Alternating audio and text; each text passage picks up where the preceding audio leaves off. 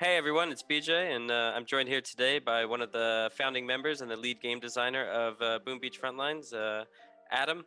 Hey Hi. Adam, Hi. could you go ahead and introduce yourself and kind of give everyone a history of your work at Space Ape and what is your current role on the Frontlines team? Sure. My name is Adam Kramazewski, and I'm a lead game designer on Boom Beach Frontlines. I've been at SpaceApe for over 5.5 years now, almost six, I think. And before that, I worked on Transformers Air Force, which some of you might recognize. And overall, I've been doing what I'm doing, which is game design for over the last 13 years, and having a blast doing that. Nice, nice. So you've been working on this project since its inception, and I remember when you started on this project initially, it wasn't going to be Boom Beach Frontlines. Could you sort of tell us how that came to be and how Supercell fits in? Sure. So when it really like initially the game we codenamed Frontline Heroes, which is funny because like the parallel to the current name is already there. That was a concept that I worked on with a very small team for quite some months, and then we like from the very beginning we knew we wanted to bring like a fun, accessible brand to it. So we wanted to build a world that's really lighthearted and colorful and fun. And we already had a game that had a lot of the mechanics you can currently see, building and power ups and grand scale things. And so the essence of the game was there, and we made a really fun prototype. And we had an idea from now on that Boom Beach would be the perfect fit.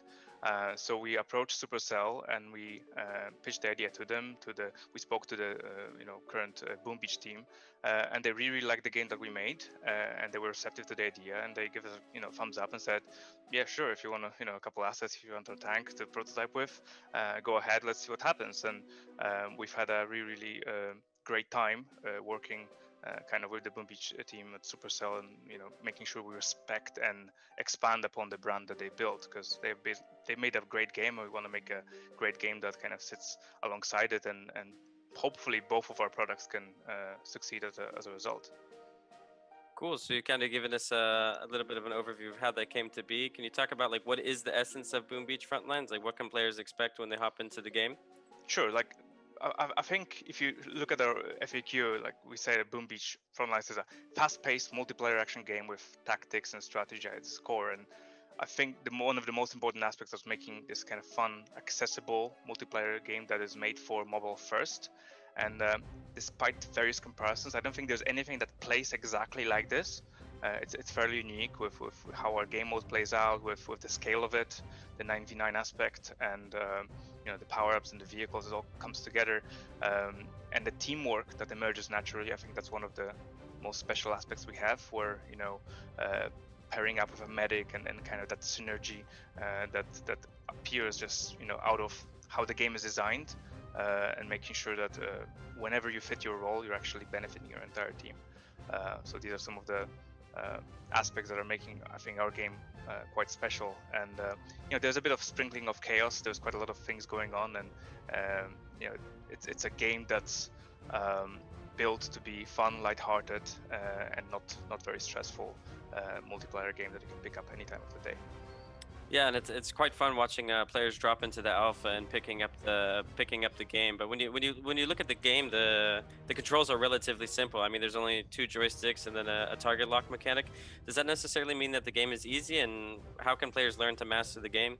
Yeah, like one thing you'll learn as you start playing the game is that, yeah, absolutely, it is very accessible. Anyone can just pick it up and start shooting targets left and right. Uh, but that's because the game is not about reflexes and precision of control. It's much more cerebral. It's about strategy and tactics. And weirdly enough, it's actually much more comfortable to play because of how accessible the controls are. And there's no need to bash at the screen and having 20 buttons controlling everything. That's one of the things that from the very beginning I knew I wanted to try with the team to see how we can distill this kind of high impact, fast action game into something that's quite easy to maneuver and play, but it's still strategic and still very tactical. Yeah, and then tactics are an interesting one, Adam.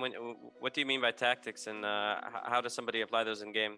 Sure. So the tactics being like all these decisions that you make in game, these micro decisions that you have to often make in a split second and adjust to how the battle is developing. So these are all the various decisions. So such as who do you spawn as, what kind of class do you pick, and that's influenced by how far you're in the battle, what was the previous engagement you had. Did you just get blown up by a tank? Maybe you pick up a bazooka.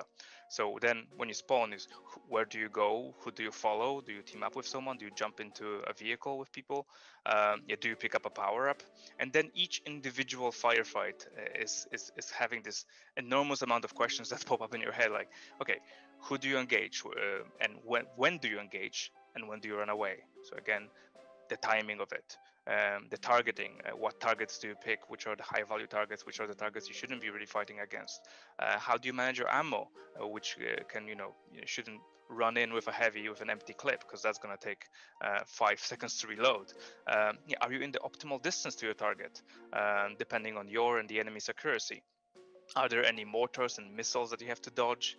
And then again, even stuff like, if you're tough, should you be using your body to block the projectiles and the shots that are going towards your medics and towards your snipers in the back?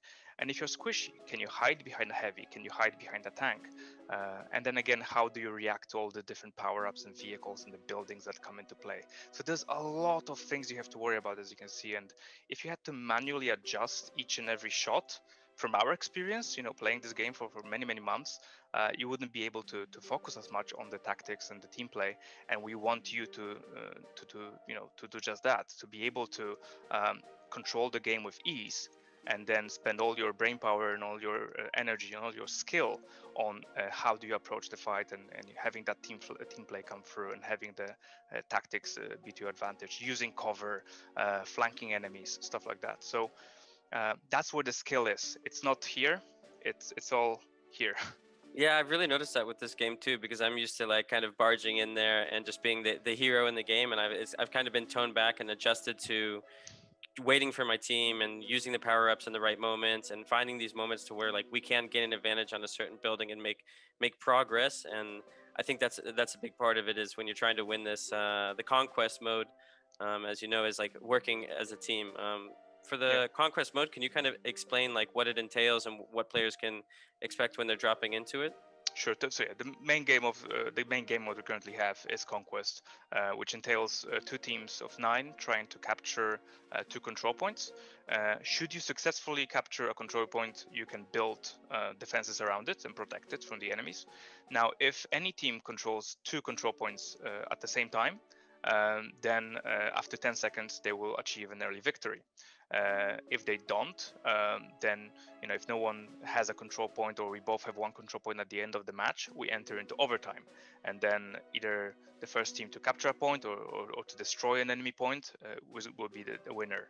And it's also possible to reach a draw currently in the game, I've seen a lot which of feedback on that. So, which is less than ideal, because draws leave both teams a little like, especially if like you almost destroyed the enemy outpost, and yours is like 100% health, you protected it, and there's a draw screen. So this is something we definitely want to address in the following months, as we continue developing the game, because we will either have a tiebreaker of sorts, or introduce some rules that will make it less likely to occur. So yeah, that will be definitely a point that we will address in the future. yeah, it's With really that good mode. when the games are decided. Another thing that we're seeing a lot coming out of Discord is we're seeing a lot of players having varying experience with troops and vehicles in the game. Can you kind of elaborate on that, and what is your take? Yeah, it's great. It's great to see like strategy guides emerge, and also all these various points of feedback. Is like, sniper is OP. No, sniper is too weak. The tank is OP. The tank is too weak. When we see a breadth of opinions about each individual troop and vehicle, that's actually a really good sign for us, as we develop this game, because that means that there isn't an obvious and single true answer, and it all depends on how you use these tools. So for every kind of conflicted character, there is a story behind it. Are you using the sniper in a correct way? Are you actually trying to engage with someone who is designed to be a counter to you? If you're trying to fight assaults who know what they're doing with a sniper, you might have a hard time. At the same time, with a heavy, you can outgun an assault pretty easily in an open field or in cover. At the same time, the sniper is going to make your life very, very miserable because they can exploit the range and the speed and the lack of on your side. So yeah, all these things, tank being OP like it is until you encounter a boom cannon and it blows you to smithereens in a couple of shots.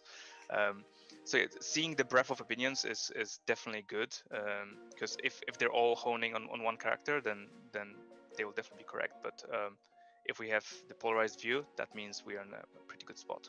It's good to see the rock paper scissors effect going on.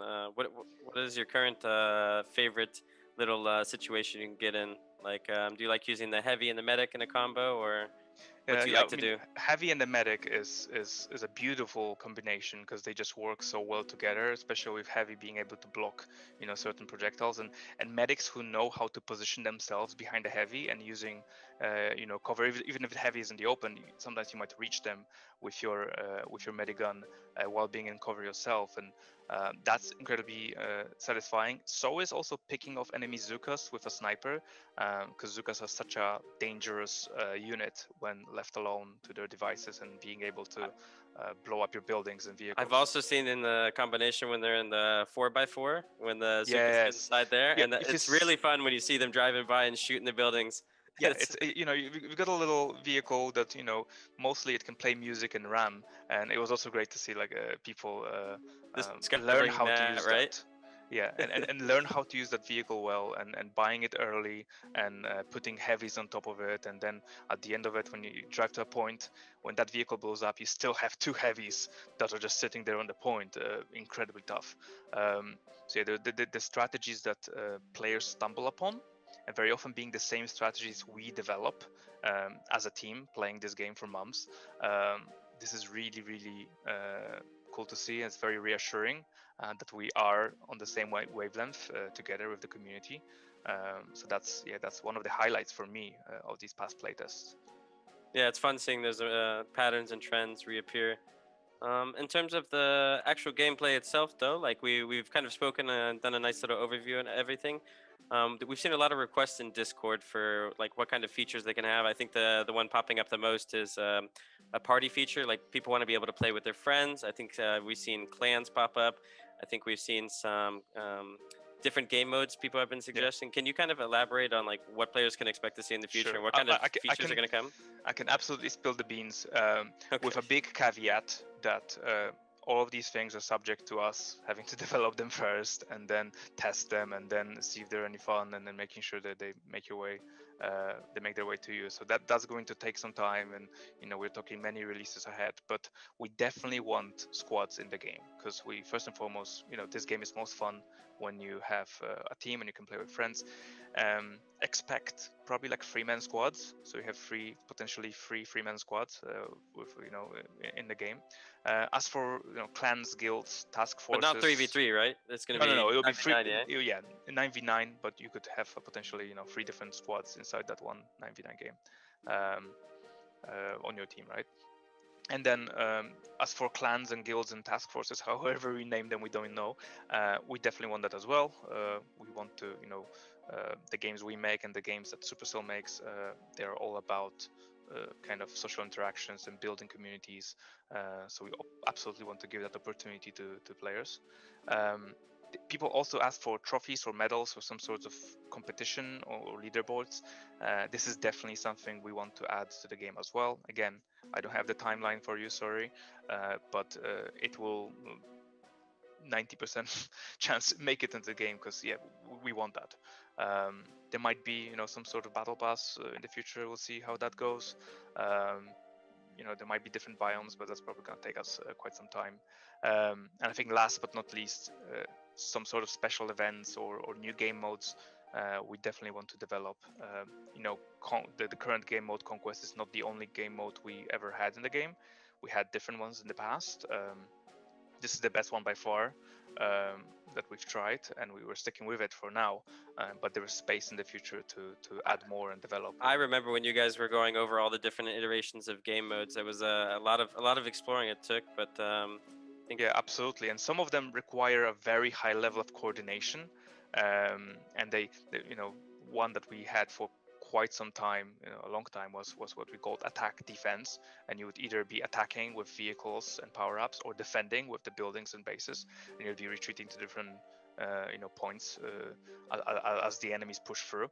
And it was a very fun game mode, but it was very hard for to welcome players It was into a bit onboard people. stressful. It was everything was going on at the same time. I remember trying it out Yeah, for a and bit. it just requires quite a lot of coordination on the attacker's side to make sure that you push together, because it was quite hard to break through all the defenses. And it was, yeah, there were some incredibly kind of high highs, like the best moments in the game were there, but they required quite a lot of coordination. So this is something that would make more sense when the game is a bit more mature and when people are more used to playing together, and something that more veteran players will interact with rather than people who just got into the game. For that, Conquest is absolutely the most kind of reliable and fun place to put people in. So yeah, absolutely want to explore that side, but that is the future of the game that we hope to see one day. Yeah, it's going to be fun. Thanks for giving us an oversight on all that, Adam. And make sure you guys also give your suggestions in the Discord on game modes you'd like to see. If there's any features Adam didn't mention here that we may be adding to the game, please, because the more we see them, the more likely we would be. Absolutely, and of course, there is going to be more content. There is some stuff in there already that's hidden away, some really fun units and power-ups and buildings. Some which you will remember from original Boom Beach, some of which we have, brand new. I hope that one day the original Boom Beach team will adopt some of our units and buildings as well. The door is open. I hope they do that. Although they have a breadth of really wonderful stuff to pick in there as well. So there's of course more content coming and probably more maps as well. Why not? As long as they're fun to play and different, we will add them. Cool. Yeah. Well, thanks for joining us, Adam. It's very good to talk to you. And sometimes you can catch Adam in the Discord himself. So if you guys ever want to shoot him a ping, yeah, you can. And maybe not in the middle of the night. Yes, but, please not in the middle of the yes, night. But yeah, he'll drop in there sometimes and yeah, say hello I to you do guys. lurk. I do lurk in Discord a lot. Sometimes I answer questions. I try not to do that too much because we have a fantastic community support, customer support team that is, handling our Discord channels. But I do read feedback firsthand as well and watch your videos, and it's been incredibly reassuring and incredibly satisfying to see the community grow so quickly and people becoming so passionate about the game and discovering and learning new things and creating guides for one another and giving each other tips. It's popping up all over Reddit. We've seen the little subreddits popping up. Yeah, It's I've seen the very fun subreddits. to watch. I've seen some of the memes. Yeah, it's an incredibly rewarding part. I think that's one of the most rewarding parts of my job, is to spend so long working and It's so been your hard on baby. something. Yeah, I know you've been working on it for a long time, so it's Yeah, very good the to see entire it come team is incredibly proud of what we put forward, and to see our kind of hopes reassured and validated has been amazing. So we are super excited to keep working on this, and we hope that we can keep on this trajectory. Sky's the limit. Well, let's do it, Adam. Thanks for joining us today, and we want to wish you all a very happy holidays to everyone, and stay safe. And yeah, we'll see you guys in the new year. Absolutely. Thank you, Adam. Thank you. Bye. Bye bye, everyone.